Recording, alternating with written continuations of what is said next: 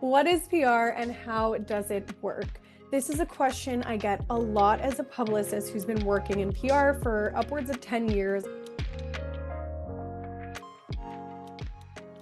Hi, everyone. My name is Lydia Bagarosa. I am the co-founder of Visibility on Purpose and have been a publicist for upwards of 10 years. I have supported brands in the entertainment space, in the product space, in the personal development space. So I know a thing or two about PR, and I can't wait to talk to you about this topic today. So many people ask me, how does PR work? Like, what is it really? So we're going to talk about all of those points today and why it's such a fantastic and sustainable strategy to use when you're looking to build and grow a brand for the long term. So, PR is all about nurturing relationships with your audience and really creating a brand image, a positive brand image, right? If it's done appropriately. So, many of us, we started businesses because we really want to make a difference in the world. There is something that we want to share, there's a need that we want to be met, right?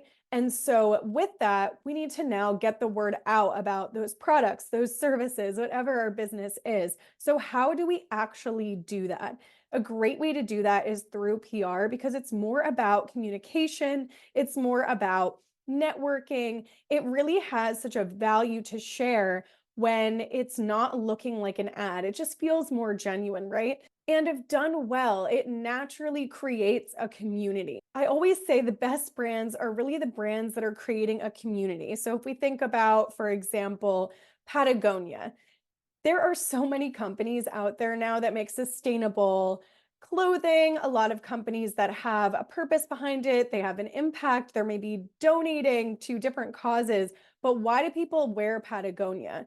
Patagonia has moved out of apparel and really into more of a lifestyle that's created, again, a community around it. So when you see somebody wearing Patagonia, you already know right away what their values are, what they stand for, that they're probably eco-conscious, that they might be athletic, outdoorsy, right? So these are values that they hold. And by buying that clothing, they're kind of like in the club. So that's the brand image that they want to be associated with or surrounded by. Similarly, I always use like Jeep as another example.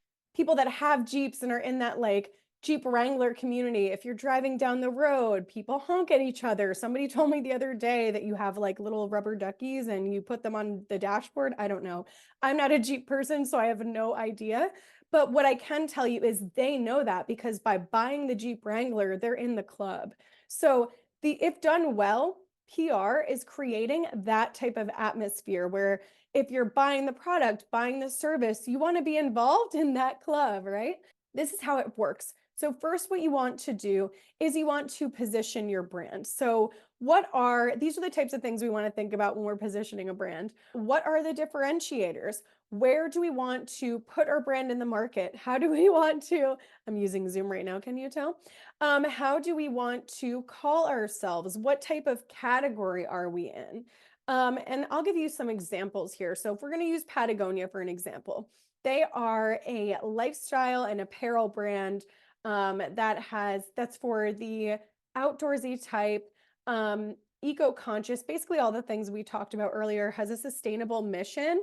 What's their differentiator? Their differentiator may be that they are using like conscious materials. Their differentiators may be that they are for the jet setter, for the outdoorsy type, right? And so these are things that we want to make sure that we have in a brand positioning statement.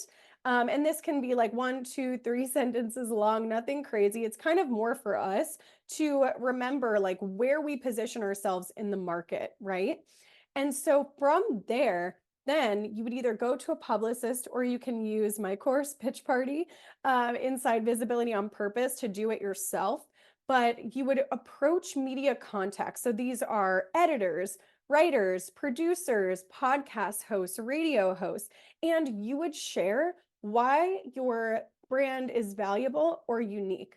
Always think about their audience in mind. So basically press, the type that I do anyways, is called organic press. So this is where we are showcasing a story angle or who we are, and by them covering this brand, we're actually adding value to their publication because we're giving them content for free, and then they're able to share it with their audience, which then is seen as valuable. More individuals come to their site, and then from there, we actually are using their audience to leverage to then bring over to our business, our products, whatever that may be, right? So we're bringing that audience over to us because we're creating another press piece, which is another channel to our business.